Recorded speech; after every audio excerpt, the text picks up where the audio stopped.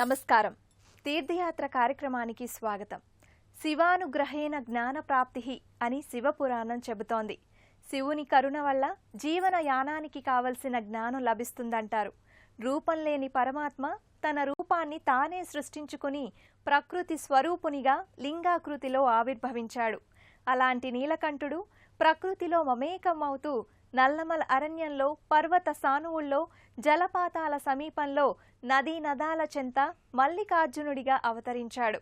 ఆ మహనీయ కమనీయ ఆహ్లాదనీయ క్షేత్రం సలేశ్వరం. ఈనాటి తీర్థయాత్ర కార్యక్రమంలో సలేశ్వరం సన్నిధాన విశేషాల్ని తిలకించి తన్మయులమవుదాం. పదండి.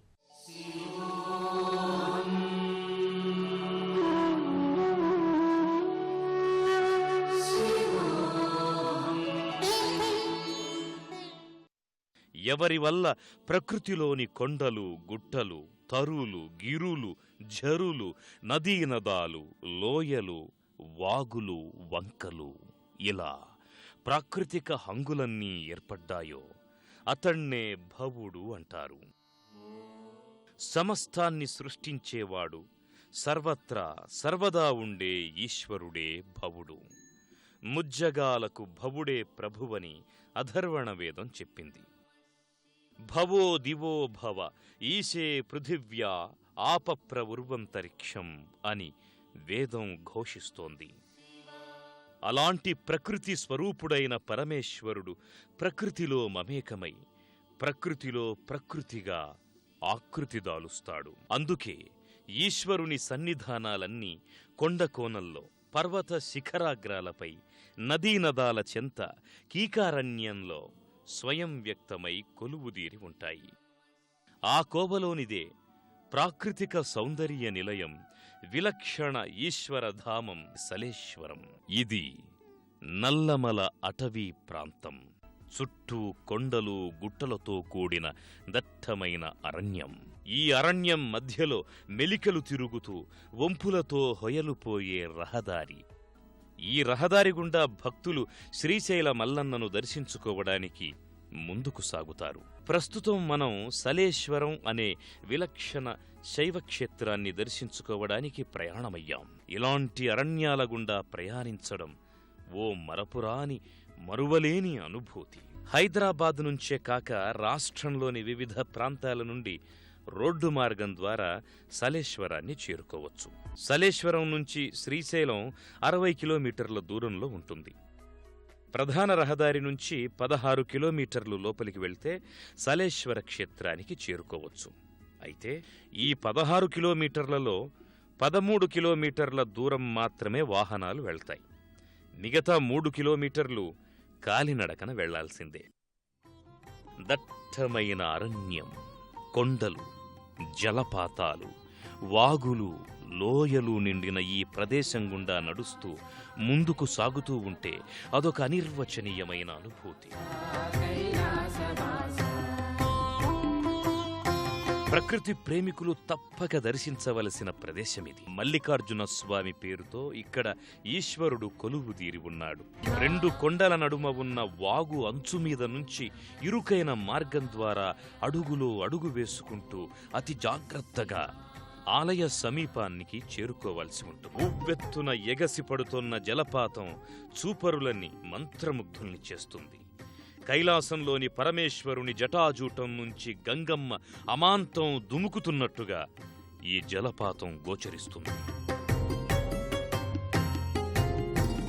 స్వచ్ఛ స్ఫటిక ధారల్లా, క్షీరధారల్లా జలపాతం జాలుబారుతుంది. సమశీతలంగా ఉండే ఈ జలపాతం కింద భక్తులు ఆనంద పారవస్యంతో స్నానాలు చేస్తారు. జలపాతం కింద స్నానం చేయడం వల్ల సకల అనారోగ్యాలు దూరమవుతాయి. అరణ్యంలో సుదూర ప్రాంతం నుంచి ప్రవహిస్తూ సారవంతమైన భూమిలోని ఖనిజ లవణాల్ని, ఓషధుల్ని, వృక్షాల వేళ్లు, ఆకుల రసాల్ని, ఆకుల సారాన్ని తనలో ఈ వాహిని నింపుకుంటుంది.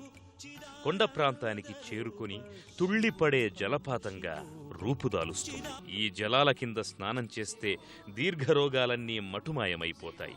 అంతులేని మానసిక, శారీరక ఉల్లాసం కలుగుతుంది. మల్లికార్జున స్వామికి అత్యంత సమీపంలో ఎగసిపడుతోన్న ఈ జలపాతం సాక్షాత్తు ఈశ్వర స్వరూపం.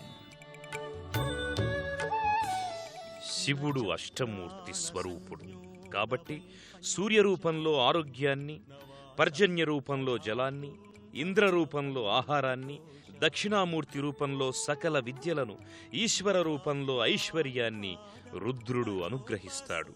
వీటన్నింటికీ ప్రతీకలుగా మల్లికార్జునుడు ఇక్కడ భాసిల్లుతున్నాడు. సలేశ్వరం క్షేత్ర దర్శనం భక్తులకు మరువలేని మనోల్లాసాన్ని, మధురానుభూతిని అందిస్తుంది. జలపాతం చెంత ఉన్న ఓ గుడిలో మల్లికార్జునుడు నాగాభరణం సహితంగా కొలువుదీరి ఉంటాడు. నల్లమల గిరిజన తెగ అయిన చెంచులు ఇక్కడ పూజారులుగా వ్యవహరిస్తారు. భక్తులు లింగమూర్తికి స్వయంగా అభిషేకాల్ని, పూజల్ని నిర్వహించుకుంటారు. పవిత్ర స్నానాలు ముగిశాక భక్తులు గర్భాలయానికి చేరుకుంటారు. ఈ గర్భాలయానికి ఎలాంటి ముఖమండపం ఉండదు. ఓ గుహలాంటి గుడిలో మల్లికార్జునుడు తేజోలింగ స్వరూపునిగా కొలువుదీరి ఉంటాడు. అత్యంత సహజవంతమైన వాతావరణంలో ఎలాంటి హంగులు, ఆర్భాటాలు లేకుండా మల్లికార్జునుడు భాసిల్లుతుంటాడు. శివలింగానికి రజతంతో తయారు చేసిన పంచఫణి అలంకారంగా అమరి ఉంటుంది. భక్తులు ఇక్కడ స్వయంగా లింగమూర్తికి అభిషేకాలు, పూజల్ని జరుపుకుంటారు. మరో విశేషం ఏమిటంటే నల్లమల ప్రాంతంలో అధికంగా ఉండే గిరిజన తెగ అయిన చెంచులు ఈ ఆలయ నిర్వహణ చేపడతారు. ఈ ఆలయంలో పూజలు, అభిషేకాలు చెంచుల పర్యవేక్షణలో కొనసాగుతాయి. భవ్యమైన భవుణ్ణి నమో భవాయ చ రుద్రాయ చ అంటూ రుద్రం అభివర్ణించింది. భవం అనగా జన్మ, జనన మరణాదులు, ఆద్యంతాలు లేని భవుణ్ణి కొలిచే భక్తులకు పునర్జన్మ ఉండదని విశ్వాసం. భక్త సులభుడైన మల్లికార్జునుడి అనుగ్రహం పొందాలంటే కావలసింది అనన్యమైన భక్తి ఒక్కటే. ఏ వేదం చదవని సాలెపురుగుకు, ఏ శాస్త్రం అధ్యయనం చెయ్యని పాముకు, ఏ విద్యను నేర్వని ఏనుగుకు, కిరాతుడై అడవిలో సంచరించే బోయవానికి ఇలా ఎందరో భక్తులకు ఈశ్వరుడు ముక్తిని అనుగ్రహించాడు.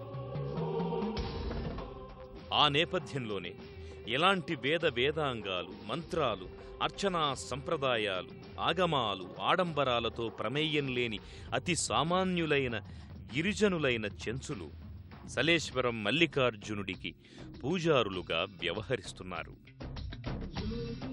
కేవలం దీపాల కాంతులతో మల్లికార్జునుడు వింత వెలుగుల నేపథ్యంగా వినూత్నంగా ఈ క్షేత్రంలో గోచరిస్తాడు. ఇనుప చట్రాలతో నిర్మించిన ఓ మంటపంలో లింగమూర్తి పానవట్టంలో ఉంటాడు. నల్లమల అరణ్యం మధ్యలో ఉన్న ఈ స్వామికి చెంచులు ప్రకృతి సహజంగా లభించే పదార్థాలనే నివేదనగా సమర్పిస్తారు. అలనాటి భక్త కన్నప్ప వంటి భక్తుల నిష్కామ భక్తిని ఈ మల్లికార్జునుడు మరోసారి గుర్తు చేస్తున్నాడు. సలేశ్వర క్షేత్రం సార్థక నామధేయంగా ప్రస్ఫుటమవుతుంది. శైలాలు అనగా పర్వతాలు, కొండలు అనే అర్థం స్ఫురిస్తుంది. ఈ కొండల మధ్య ఈశ్వరుడు కొలువై ఉన్నాడు కావున ఈ క్షేత్రం శైలేశ్వరంగా ప్రసిద్ధికెక్కింది. రాను రాను కాలాంతరంలో శైలేశ్వరం సలేశ్వరంగా పిలువబడుతోంది. ఆకాశాన్ని తాకే కొండలు, వాటిపై చుక్కల్ని చుంబించే వృక్షాలతో ఈ ప్రదేశం రమణీయంగా, ఆహ్లాదభరితంగా ఉంటుంది. శివభక్తితో మహాభారీ కొండలు వెన్న ముద్దల్లా కరిగి స్వామి ముందు సాగిలపడుతున్నాయా అని అనిపిస్తుంది. విచిత్రాకృతుల్లో విభిన్నంగా ఏ అదృశ్య శిల్పో చెక్కినట్టుగా, చక్కగా తీర్చిదిద్దినట్టుగా కొండలు ఇక్కడ బారులు తీరి ఉంటాయి. నల్లరాతి కొండలు, ఆకుపచ్చని వృక్షాలు, క్షీరధారల జలపాతాలు, ప్రకృతి హృదయంగా గీసిన అందమైన చిత్రం హృదయానురంజకంగా ఉంటుంది. సలేశ్వరం సన్నిధానంలో వీరభద్రుడు, కాలభైరవుడు, గంగమ్మ తల్లి, సుబ్రహ్మణ్య స్వామిల సన్నిధులుంటాయి. ఎన్నో శతాబ్దాల నాటి ఈ మందిరాలలో గిరిజన సంప్రదాయ రీతిలో పూజలు, ఉత్సవాల్ని నిర్వహిస్తారు. చైత్రమాసంలో సలేశ్వరంలో వార్షికోత్సవాల్ని ఓ సంబరంగా నిర్వహిస్తారు. సలేశ్వరం మల్లికార్జున సన్నిధికి సమీపంలో ఓ పురాతన గుడి ఉంది. వీరభద్రస్వామి, గంగమ్మ తల్లి ఇక్కడ పూజలందుకుంటున్నారు. ఇక్కడకు సమీపంలోనే సహజ సిద్ధంగా ఏర్పడిన పుట్ట ఉంది.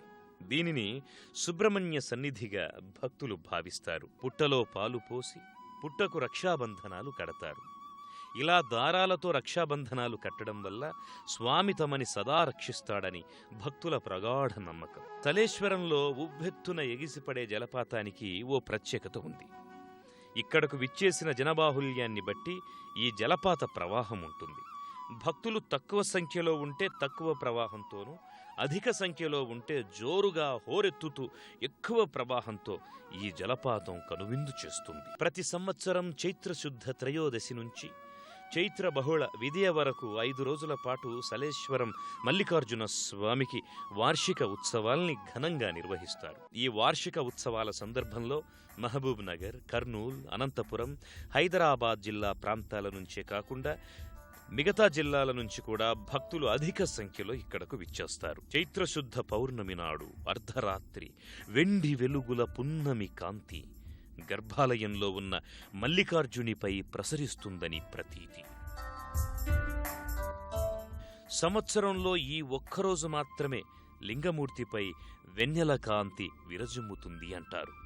ఆ దృశ్యాన్ని చూడడానికి భక్తులు విశేషంగా ఇక్కడకు తరలివస్తారు.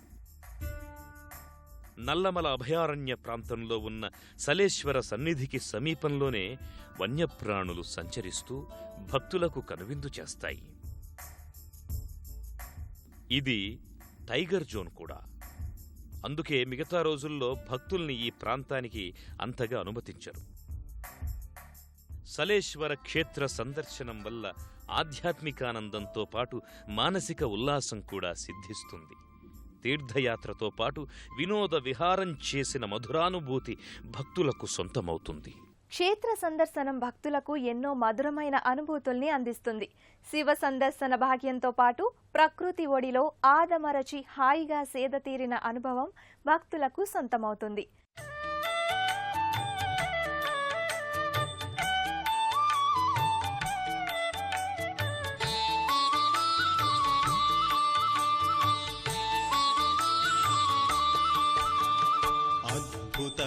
విగ్రహామరాధీశ్వర అగణిత గుణగణ అమృత శివ సాంబ సదా శివ సాంబ సదా శివ సాంబ సదా శివ సాంబ శివ.